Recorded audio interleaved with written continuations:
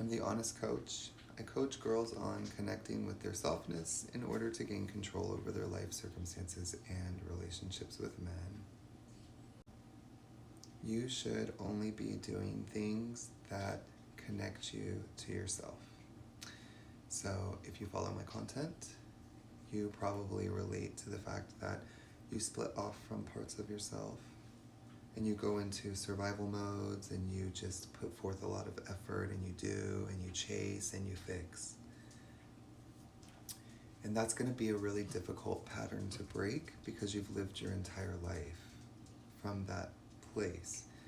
So you want to only focus on participating with things that make you feel connected to yourself. And the things that make you feel like you have to mask or split or hide or just get through, you want to soften that. You can look for things that help you feel connected with it. You also can say, well, maybe this isn't good for me. And so maybe I need to start considering things that help me feel connected to myself instead of participating with this in this way. So if you have a nice girl complex, which is how I have identified it and coined it, you kind of push all these things aside that are really you, and you just do things that you have to do, but you were conditioned wrong. You really should be doing things that connect you to who you are, and that's what I teach.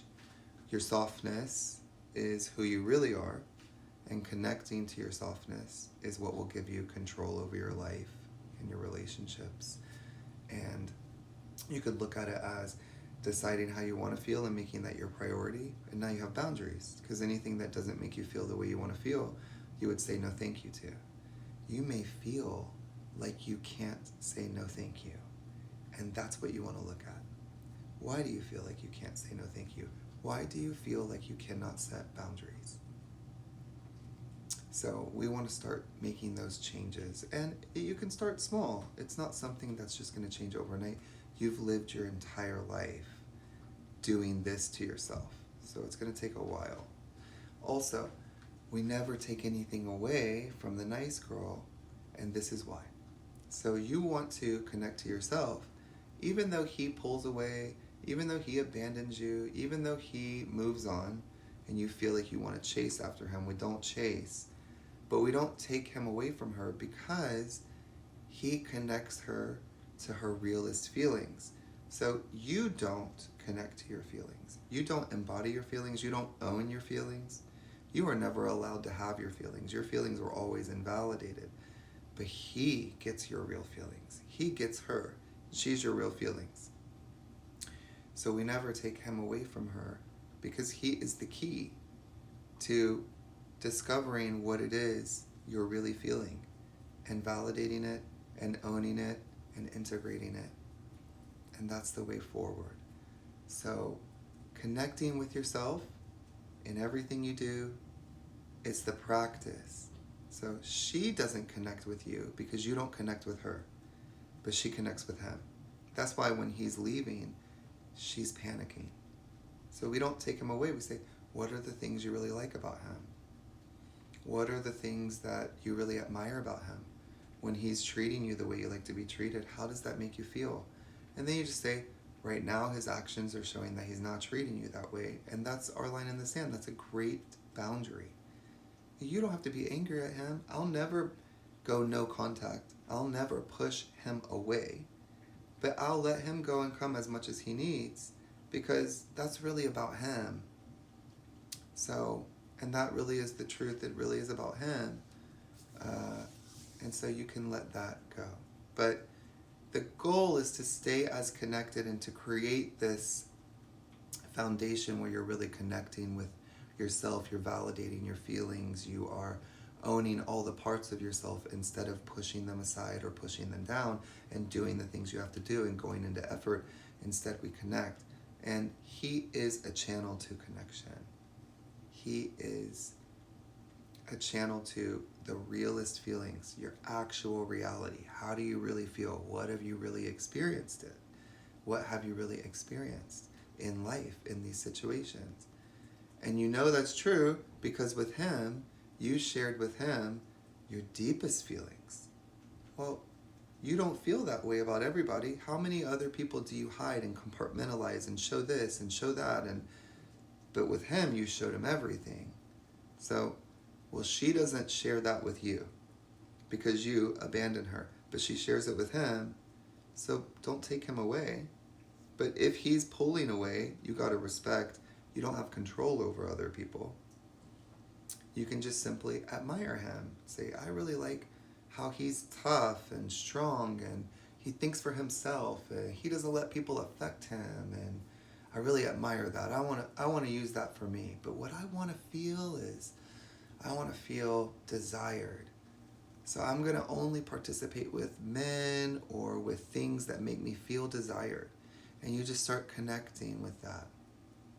Connect with how you feel. Connect with what you want to feel. And then you say, this doesn't make me feel the way I want to feel. So I don't necessarily have to abandon it right away, but at least I can be aware that this is a place where I split off from myself. Oh, great. That's a location. Write that down. Write that down. And we want to connect with ourselves.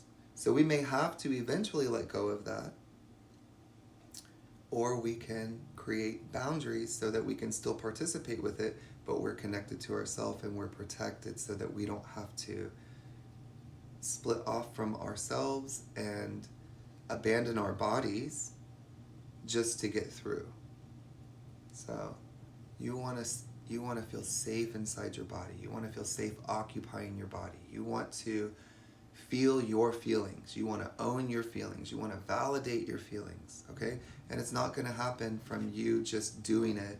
Sometimes you got to work with the way your mind is already doing it. And he contains whatever qualities it is that opens her up. So let's work with that.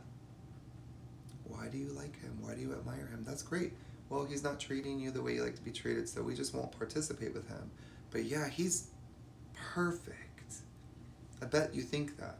He's perfect. Good. That's okay. You can own that, because that is like connecting you to her. You're trying to get in communication with her. The same way all of my content here, I say when I do one-on-ones and what I'm really teaching, it goes very deep. But I talk to you about him because that's where your attention is. I'm stopping you. I'm getting in communication with you where her attention is. Great. Let's start there. Let's work where she's willing to communicate. And then we can start to get her to trust us. Hey, I won't let you down. Hey, I'll fight for you. Hey, I'll stand up for your feelings. Hey, I'll validate your feelings, right? You just start to learn to do this. This is what you should have learned to do as a child. But you had a caregiver that distorted that. And so in order to survive, you learned to abandon yourself. So that's what we're reversing. But we're working with it in a more creative way. We're working with it in a way that softens it. And ultimately, we get in touch with our softness. So you want to do things that make you feel connected to yourself.